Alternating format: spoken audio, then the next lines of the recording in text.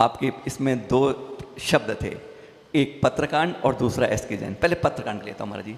कहीं लगता नहीं कि इस 4 अक्षर के शब्द ने आज हमारे जैन समाज को, संघ को बहुत नीचे रसातल पे ला दिया है, जिसको पराकाष्ठा 21वीं सदी में उनके मुकाबले कोई नहीं कर सकता। उनके ऊपर ऐसी टीका टिप्पणी क्या उचित है?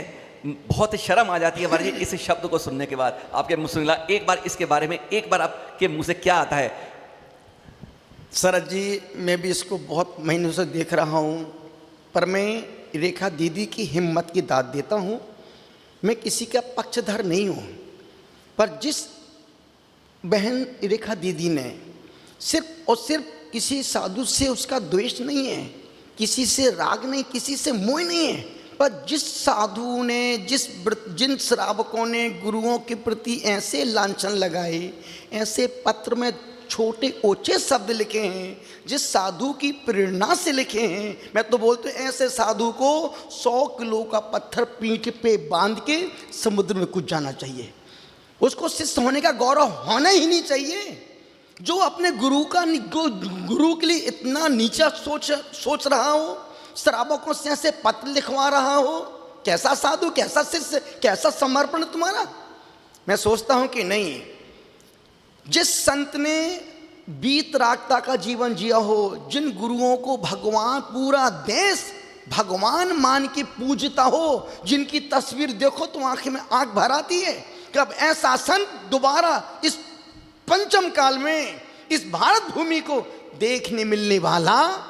जिस वीतरागी विद्यासागर जी गुरुदेव ने किसी संत की कोई टिप्पणी नहीं की, किसी पर कोई आक्षेप नहीं, किसी पर कोई व्यंग, सिर्फ और सिर्फ जब भी व्यासपीठ पर बैठे वो वीतरागी संत विद्यासागर जी महाराज, उन्होंने धर्म के अलावा दूसरी कोई चर्चा बात नहीं की।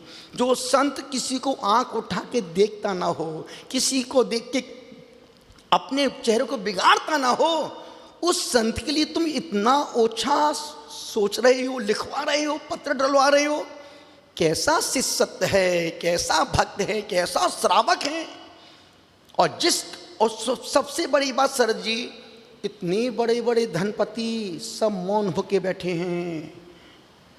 चोर चोर मुसेरे भाई, सिर्फ और सिर्फ एक आरिका और वो रेखा दीदी हिम्मत से डटी हैं, और सिर्फ उनका द्वेष, किसी से द्वेष नहीं है। इस बात का खुलासा करना है कि आखिर इस पत्र कांड का हीरो मैन कौन था, और वो हीरो जग जाहिर है। कल का सुनते आप वीडियो रेखा दीदी का, जो साधु किसी कोई टिप्पणी पर तुरंत जवाब देते हो, वो इस पत्र कांड पर एक शब्द नहीं निकल पा रहा है। इसका मतलब क्या है? दाल में कुछ पूरी दाल ही काली है।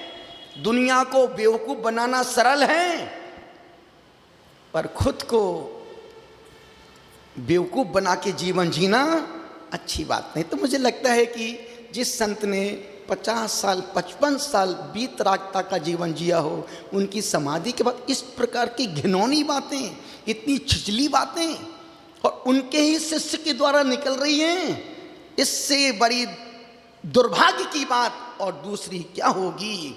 जिस संत की समाधि के बाद उस संत को शिखर पर ले जाना था शिष्य को, बल्कि वो आपस में ही जूझते जूझते संत का गिराव पटक दिया है। अब जो साधु देखो वही बोले जा रहा, बोल, पर सुन कौन रहा है किसकी बातें। तो मैं सोचता हूँ कि जिस संत ने इतना हाइट का जीवन जिया हो, ऐसी वीतरागता का जीवन जिया हो, जो उनके पास जो साधु उनके पास जाने को तरसता हो, बैठने को तरसता हो, और उनके ही इस घर को आग लग गई घर के चिराग से, तूफान से हम लाए थे किश्ती निकाल के, इस घर को आग लग गई। हमारे अपने ही हमारे दुश्मन हैं। दुश्मन मुसलमान नहीं, दुश्मन हिंदू नहीं, हम खुद अपने अपनों की दुश्मन हैं।